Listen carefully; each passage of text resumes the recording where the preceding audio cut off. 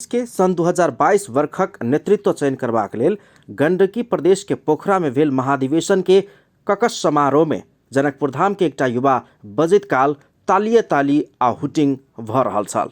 जनकपुर जेसीस 2021 वर्ष के अध्यक्ष समेत रहल जेसी मनोज कुमार शाह 2022 के लेल केंद्रीय उपाध्यक्ष पद के उम्मीदवार के रूप में ककस समारोह में भाग लेब मंच के पोडियम में पहुंचलनि।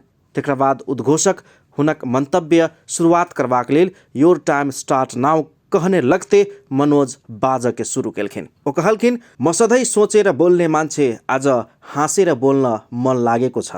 हिमाल झै सुनौलो दाँत देखाउँदै बोल्न मन लागेको छ। Your time start.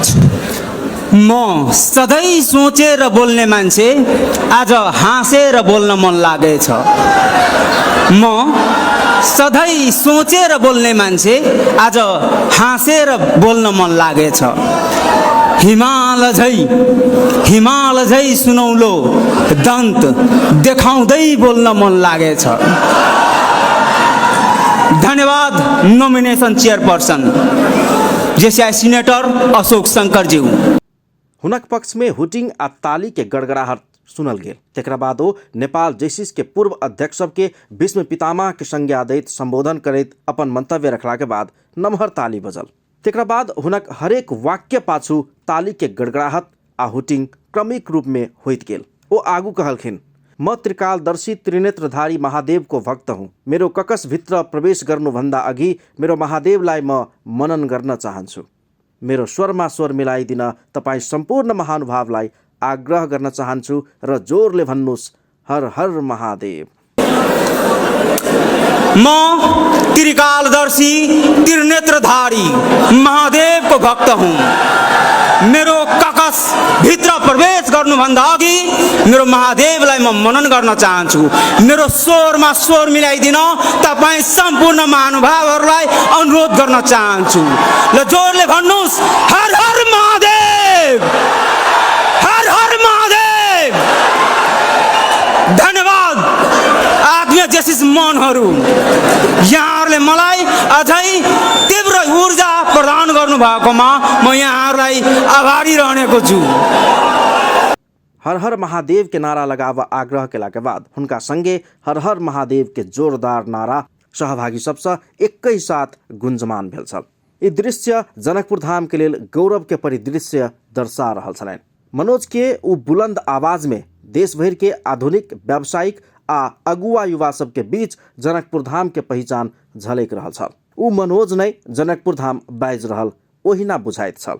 नेपाली व्याकरण अनुसार नेपाली भाषा के शुद्धता में किछ नीचा ऊपर देखल गेल रही तो मनोज के बाजब वाला शैली आ तर्क सब वही बात के एकदमे गौन क देने छल। तेकरा बाद प्रश्न उत्तर के श्रृंखला आयल। एगोटे सहभागी जेसी अपने चुनाव जितला के बाद अपने में ई जोश आ जागर यथावत रहत कि नहीं से प्रश्न केने छल। वही प्रश्न के जवाब में मनोज के एकदम सटीक जवाब समेत रोचक बनल आ हुटिंग शुरू भेल। सुनी प्रश्न आ जवाब।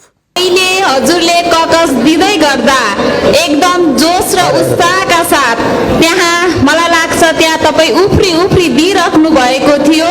तपाईँको त्यो जोश र साहस हजुर भिपी हुँदै गर्दा अन्तसम्म यस्तै रहन्छ कि केही परिवर्तन हुन्छ? त्यो मेरो जिज्ञासा मेटाइदिन हुन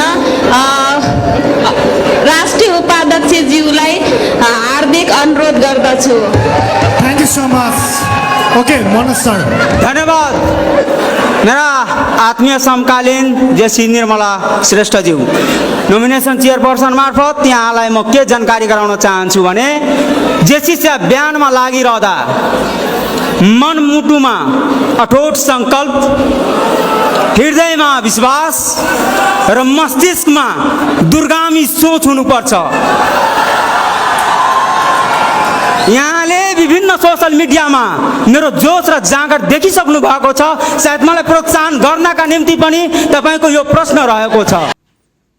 नेपाल जेसीस के 48वां राष्ट्रीय महाधिवेशन से वर्ष 2022 के लेल राष्ट्रीय उपाध्यक्ष में निर्वाचित भेल अछि। महाधिवेशन में 1268 मत खसल छल। शाह अपन उपाध्यक्ष पद में 964 मत प्राप्त कऽ निर्वाचित भेल छथि। महाधिवेशन से 12 गोटे उपाध्यक्ष निर्वाचित भेल में शाह तेसर स्थान लाभ सफल भेल अछि। जनकपुरक यी युवा के उज्जवल भविष्य के कामना। Upon television bureau, Janakpur Dham.